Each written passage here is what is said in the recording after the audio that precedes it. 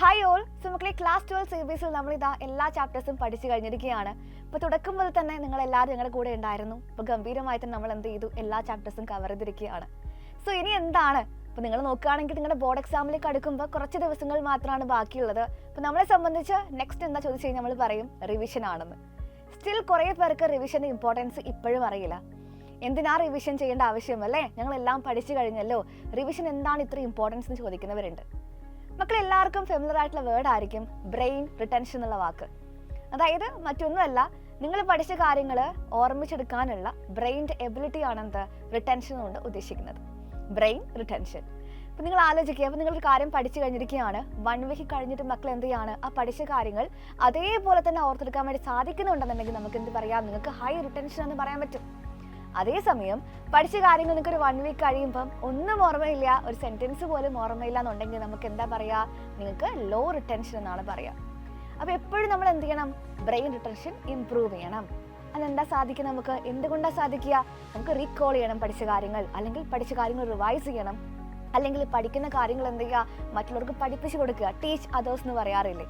So എന്നാൽ മാത്രമാണ് ഇത്രയും ചാപ്റ്റേഴ്സ് നിങ്ങൾ പഠിക്കുന്നുണ്ട്. ഇപ്പോൾ മാത്തമാറ്റിക്സ് മാത്രമല്ല, ഫിസിക്സ്, കെമിസ്ട്രി, ബയോളജി എല്ലാം നിങ്ങൾ പഠിക്കുന്നുണ്ട്.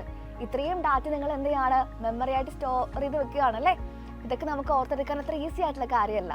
സോ നമുക്കത് ഓർത്തെടുക്കണം എന്നുണ്ടെങ്കിൽ എന്ത് ചെയ്യണം, മോർ റിവൈസ് ചെയ്യണം. ഒരുപാട് കാര്യങ്ങൾ നമുക്ക് എന്ത് ചെയ്യാനുണ്ട്, റിവൈസ് ചെയ്യാനുണ്ട്. അതേപോലെ തന്നെ മറ്റൊരു കാര്യമാണ്, ഇപ്പോൾ റിവിഷൻ്റെ ഇമ്പോർട്ടൻസ് പറയുമ്പോൾ തന്നെ ഒരു കാര്യം പറയുവാണ്, ഇപ്പോൾ നമ്മൾ എൻ ഗെയിം ബാച്ച് കടന്നു വരാൻ പോവാണ്. അപ്പോൾ നിങ്ങൾ ചിന്തിക്കാറുണ്ട് എൻ ഗെയിം ബാച്ചിന് എന്താ ഇത്ര പ്രസക്തി എന്ന് ചിന്തിക്കാറില്ലേ. നമ്മൾ ഇത്രയും കാര്യമൊക്കെ ചാപ്റ്റർ ഡീറ്റെയിൽ ആയിട്ട് പഠിച്ചു കഴിഞ്ഞാലും നമുക്ക് ഇനി എന്താണ് ചെയ്യാനുള്ളത്, റിവിഷൻ. അതായത് മെയിൻലി ഈ ഓരോ ചാപ്റ്ററിൻ്റെയും PYQs ഡിസ്കസ് ചെയ്യണം. ഓരോ ചാപ്റ്ററിലും ഇമ്പോർട്ടൻ്റ് ആയിട്ടുള്ള കോൺസെപ്റ്റ് വീണ്ടും റിവൈസ് ചെയ്യണം. ഇത് എന്തുകൊണ്ട് മാത്രമേ സാധിക്കുകയുള്ളൂ, റിവിഷൻ പ്രോസസ്സിലൂടെ മാത്രമേ സാധിക്കുകയുള്ളൂ. മറ്റൊരു കാര്യമാണ് ടൈം മാനേജ്മെൻറ്റ്. നിങ്ങൾ എഴുതാൻ വേണ്ടി പോകുന്നത് ക്ലാസ് 12 CBSE ബോർഡ് എക്സാം ആണ്. ഇപ്പോൾ നിങ്ങൾ ഹയർ സെക്കൻഡറിയിലെ ഫസ്റ്റ് ബോർഡ് എക്സാം ആണ് ഇത്. നിങ്ങൾ മുന്നേ എഴുതിയത് 10th CBSE ബോർഡ് എക്സാം ആയിരിക്കും അല്ലേ. അപ്പോൾ നിങ്ങൾക്കൊരു ബോർഡ് എക്സാമിന് ടൈം മാനേജ്മെൻറ്റ് നിങ്ങൾക്ക് അറിയില്ല. ഒരു ക്വസ്റ്റ്യൻ എത്ര ടൈം എടുക്കാമെന്നോ, ഒരു MCQ എത്രത്തോളം സമയം കൊണ്ട് അപ്രോച്ച് ചെയ്യണമെന്നോ നിങ്ങൾക്ക് അറിയില്ല അല്ലേ. അതൊക്കെ നമ്മൾ പഠിക്കുക എങ്ങനെയാണ്, റിവിഷൻ ടൈമിൽ ഒരുപാട് ക്വസ്റ്റ്യൻസ് വർക്കൗട്ട് ചെയ്തിട്ടാണ്. അതുപോലെ നമ്മൾ എന്ത് ചെയ്യാണ്, PYQs വർക്കൗട്ട് ചെയ്യുമ്പോൾ നിങ്ങൾ സ്ട്രെസ്സാണ് കുറയുന്നത്. അപ്പോൾ നിങ്ങൾ ഓരോ വർഷവും ചോദിച്ച ക്വസ്റ്റ്യൻസ് പരിചയപ്പെടുമ്പം ഇതുപോലുള്ള ക്വസ്റ്റ്യൻസ് ആണ് ബോർഡ് എക്സാമിന് ചോദിക്കാൻ നമുക്ക് എന്തുണ്ടാവും, ഒരു ഐഡിയ കിട്ടും. അപ്പോൾ നമ്മൾ സ്ട്രെസ്സ് കുറയുവാണ്. അതേപോലെ തന്നെ നിങ്ങൾ തെറ്റിക്കാനുള്ള ചാൻസ് കുറയുകയാണ്. എറേഴ്സ് എന്ത് ചെയ്യാൻ പറ്റും, ഒരു പരിധി വരെ കുറക്കാൻ പറ്റും. ഇങ്ങനെ ഒരുപാട് അഡ്വാൻറ്റേജ് എന്തുണ്ട് മക്കളെ, റിവിഷനുണ്ട്.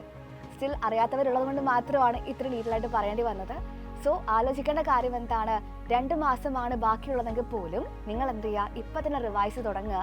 ഇപ്പോൾ നിങ്ങൾക്ക് ഒരുപാട് പേർക്ക് മോഡൽ എക്സാം കാര്യങ്ങളൊക്കെ നടന്നുകൊണ്ടിരിക്കുകയാണെന്നറിയാം.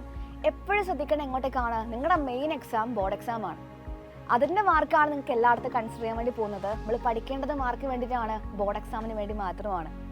ഇപ്പം ഇനി ഒന്നും പഠിക്കാത്ത ഒരുപാട് പേരുണ്ടാവും, ഇതുവരെ ഒന്നും പഠിക്കാത്ത 12th CBSEയിലെ സയൻസോ മാത്സോ ഒന്നും അറിയാത്തവരുണ്ടാവും. അപ്പോൾ നിങ്ങൾക്ക് വേണ്ടി പറയുവാണ്, നിങ്ങൾ ഒന്നും പഠിച്ചില്ലെങ്കിൽ പോലും നമ്മുടെ എൻ ഗെയിം ബാച്ച് ഡിസംബർ 1-ാം തീയതി ആരംഭിക്കുകയാണ്. അപ്പോൾ നിങ്ങൾ ബാച്ചിൽ ജോയിൻ ചെയ്തിട്ട് ഓരോ ചാപ്റ്ററും ഞങ്ങളുടെ കൂടെ തന്നെ കംപ്ലീറ്റ് ആയിട്ട് എന്ത് ചെയ്യുക, റിവൈസ് ചെയ്യുക. ഒരു 1 ഷോട്ട് റിവിഷൻ കൊണ്ട് ഉദ്ദേശിക്കുന്നത് മറ്റൊന്നുമല്ല, ആ ചാപ്റ്ററിലെ മൊത്തം കോൺസെപ്റ്റും പറഞ്ഞു പോകും. അതേപോലെ തന്നെ ആ ചാപ്റ്ററിലെ എല്ലാ ക്വസ്റ്റ്യൻസും എന്ത് ചെയ്യും, വർക്കൗട്ട് ചെയ്യും. അപ്പോൾ നിങ്ങൾക്ക് കിട്ടാൻ വേണ്ടി പറ്റിയ ഏറ്റവും വലിയ ഓപ്പർച്യൂണിറ്റിയാണ് എൻ ഗെയിം ബാച്ച് അല്ലെങ്കിൽ റിവിഷൻ പ്രോസസ്സ് എന്ന് പറയുന്നത്, സൈലത്തിൻ്റെത്. സോ ഇനി ഒട്ടും വൈകേണ്ട ആവശ്യമില്ല. പൊതുവേ എല്ലാവരും പറയുന്ന പോലെ തന്നെ അവസാന നിമിഷം ജോയിൻ ചെയ്യുന്നതിന് പകരമായിട്ട് N game batch December 1 start ചെയ്യുവാണെങ്കിൽ അതിന് മുന്നോടി തന്നെ മക്കൾ എന്ത് ചെയ്യുക, ജോയിൻ ചെയ്യാം. ഇനി എൻ ഗെയിം ബാച്ചിൽ എന്തൊക്കെയാണ് നടക്കാൻ വേണ്ടി പോകുന്നത്, എന്തൊക്കെയാണ് സ്റ്റഡി പ്ലാൻ എന്നൊക്കെ അറിയണമെന്നുണ്ടെങ്കിൽ നിങ്ങൾ എന്ത് ചെയ്താൽ മതി, അത് തൊട്ട് മുന്നേ ആയിട്ട് നമുക്ക് എന്ത് ചെയ്യുന്നുണ്ട്, ലോഞ്ച് ഒക്കെ നടക്കുന്നുണ്ട്. ആ ലോഞ്ച് എന്ത് ചെയ്താൽ മതി, അറ്റൻഡ് ചെയ്ത് നോക്കിയാൽ മതി. അപ്പോൾ എങ്ങനെയാണ് സ്റ്റഡി പ്ലാൻ വരുന്നത്, ഇന്ന ദിവസം നമ്മൾ ഏതൊക്കെ ചാപ്റ്റേഴ്സ് കവർ ചെയ്യും, അങ്ങനെ കൃത്യമായിട്ടുള്ള ഐഡിയ എന്ത് ചെയ്യും, അവിടെ ലഭിക്കുകയും ചെയ്യും. സോ ഇനി പഠിക്കാത്തവരുണ്ടെങ്കിൽ അല്ലെങ്കിൽ ഇനി പഠിച്ചു തുടങ്ങാത്തവരുണ്ടെങ്കിൽ എന്ത് ചെയ്യുക, എൻ ഗെയിം ബാച്ചിൽ നിർബന്ധമായിട്ട് തന്നെ ജോയിൻ ചെയ്യുക. സോ നമുക്ക് എന്ത് ചെയ്യാം, എൻ ഗെയിം ബാച്ചിൽ കാണാം.